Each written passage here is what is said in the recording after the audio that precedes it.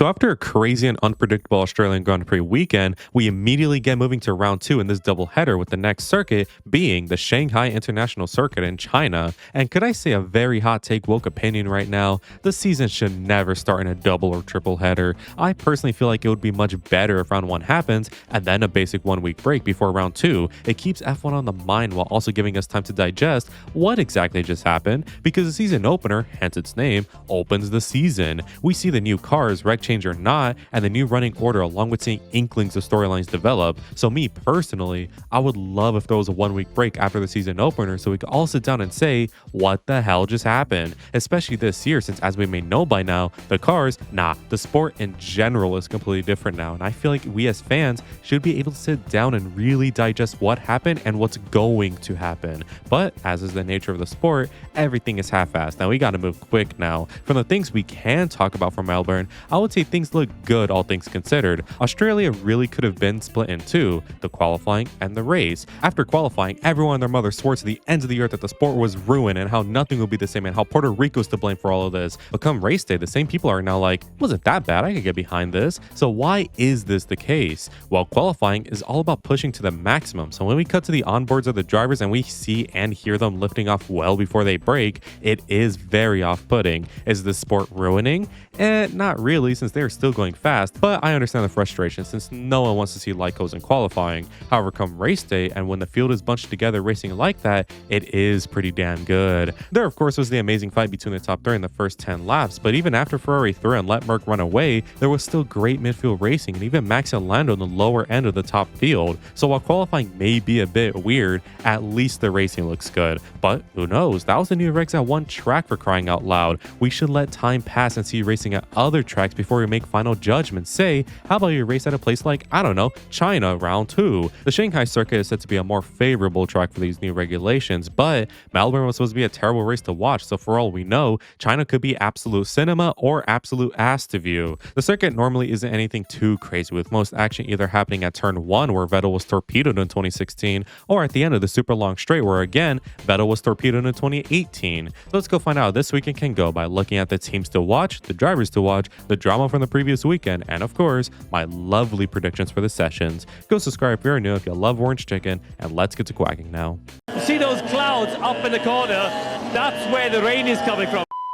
As always, let us begin with the teams to watch, and for here, many teams last week either had a really good weekend or a really bad one with no in between. So in terms of the extremities, I say we should begin with teams like, of course, Cadillac and Aston. Now this will be short since their issues are clear, that being, there's a whole lot of issues. They need to treat these first couple of races as gathering experience so they could quickly and effectively remove every issue one by one. Aston were actually able to complete more laps than anticipated, which is a positive sign. And while Checo's car was practically falling apart by the time he finished, at least he finished, and Caddy now have a full race distance under their belt. So I am optimistic that both teams will be able to continue pushing further. Next up, I have Alpine, who I'm still confused on. They had a so-and-so race last week with the P10 result, and while points are good, especially compared to last year, they should have had more. Alpine were looking strong at first in the test, but suddenly they low-key got swamped in the midfield here, and Gasly was barely able to get those points, or I guess point. And of course, Colapinto is going to need a much better car for him to build confidence over the years, so let's see if China could be better for them and see if Australia was a fluke or if they had just really been swamped by the other teams. Mainly Audi, who are our next team. Audi have essentially the reverse of Alpine since they look slow initially in testing, but boom, a P9 with Gabby on debut. This is more surprising to me and the biggest surprise of all, in fact, since we have to remember Audi has a completely new engine, a first-timer engine at that. They were supposed to be terrible, yet I don't know what Wheatley and Bonotto, the guys at the factory, have done to turn their fortunes 180. So again, Audi are a reverse Alpine, so let's see if China can be good again or if Melbourne was a fluke. Now for the top dogs, and I have very quickly Red Bull and McLaren. These guys are obviously a bit on the back foot as it stands, and they must find performance soon, especially because if they don't, Lando and Max will rage quit from the sport because they are so entitled to success, obviously. But even then, I feel like Pastry really understands these cars, at least more than Lando does, so I need to see him drive a great car without launching it into the barrier. Same with Hadjar too, who in the first time time since 2021,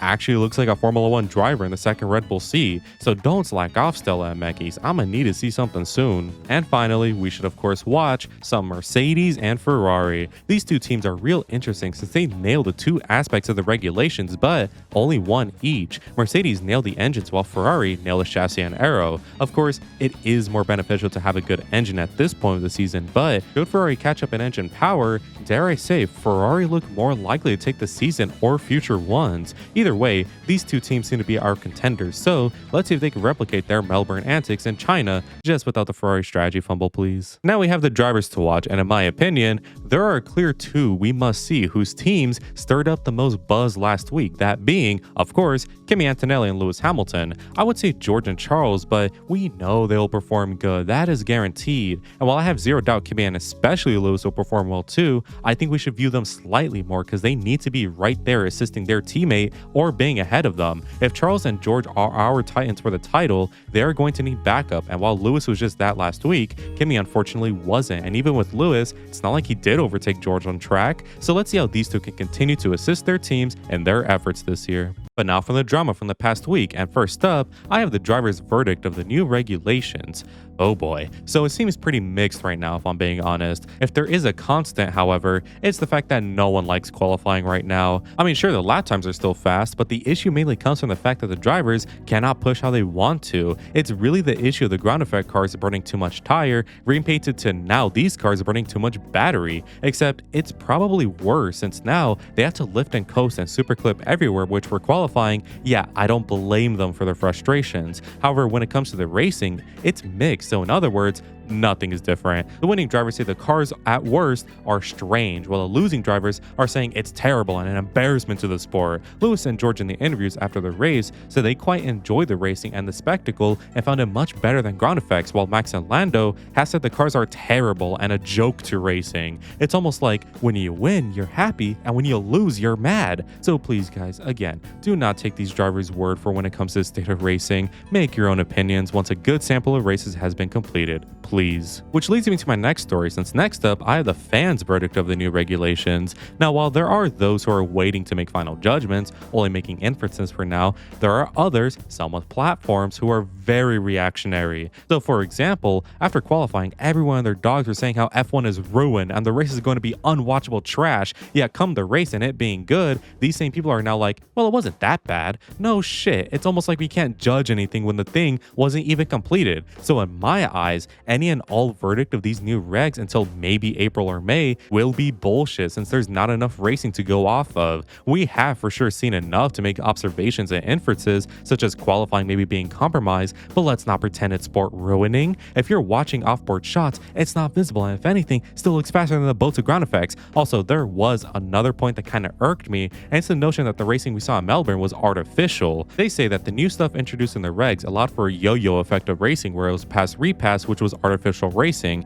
And okay, maybe, but like, what was DRS then? In fact, aren't most systems just artificial racing anyways? DRS, ERS, KERS, it's been like this since 2009, people. And if I really want to go there, the grooves on the tires in the early 2000s were artificial racing as well. So if you hate all of that plus the new stuff, sure, okay, I guess that's fair. But if you're enjoying racing under DRS and ERS but hate this new form of racing now with the bigger batteries, quit being performative, man. It's so annoying.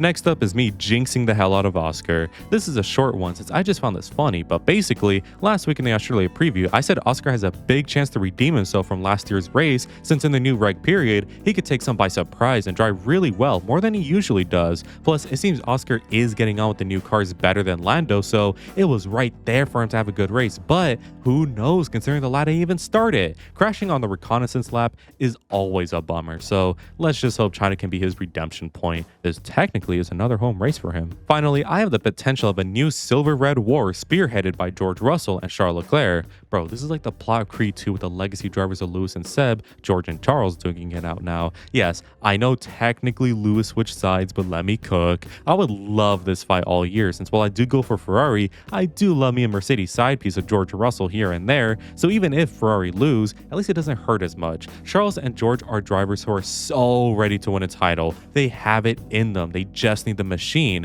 And while it seems Mercedes are clear above Ferrari in engine power, Ferrari honestly have a better car. So if if they do find engine performance while steadily upgrading the car still, they will be neck and neck in no time. And at first, the battles will be cool and awesome, just like we saw in Melbourne. However, give it time, and let's say if they continue fighting until like Spa or something, the battles will start to get spicy and bitter. I am all for this, man. I live for competition in the sport, and Lord knows we need this after the shitty ass ground effect era. Hell, it seems it may already turn bitter since some open mics picked up a convo between George and Charles where some bitter words were exchanged. So yes, please, more waiter. Anyways, now for my predictions for China that, as always, you just continue to skip to. As always, must be stated that we'll predict 3 things: the top 5 in the quali, the top 5 in the race, and a random prediction from any session. It should also be noted that these predictions are based on nothing but pure vibes, so bear with me. We got the first sprints of the year, everybody. So starting with my sprint pole prediction, I have Lewis getting this one, and for the sprint win prediction, I have George getting the dub. Moving on to the main qualifying now, and I predict that the top 5 on Saturday, starting with 5th, will be Kimi Antonelli, 4th will be Max Verstappen, and 3rd will be Charles Leclerc, and 2nd will be George Russell, and for pole position, I have Lewis Hamilton, who just please don't fail me, man. Now for the race predictions, and starting with 5th, I have Max Verstappen, and 4th, I have Kimi Antonelli, and 3rd, I have Charles Leclerc, and 2nd, I have Lewis Hamilton, and the winner of the 2026 Chinese Grand Prix is George Russell, who goes back-to-back with the wins. Time for my random prediction. I think in the qualifying, we will see at least 2 red flags. So that was my preview for China. Overall, I am optimistic we get a spicy round 2 and see just more Mercedes and Ferrari battles. Ultimately, I do think George wins again, but it's not like he's unfairly winning. He has to dig deep, which I think is great for us all. Unless we like dominance now, I don't know. Also, the times for this race are absolutely crazy, so I'm warning you, I may miss some sessions, so apologize if some details for the China winners and losers may be a bit vague or just not there. Anyways, I want to give a quick shout out to all members of the flock for the continued support. Make sure to join if you want cool benefits as well as just helping me out. Anyways, if you enjoyed today's video, make sure to like and subscribe since it really helps me out. Make sure to let me know in the comments what your predictions are, and as always, have an amazing day. Good weather for the duck.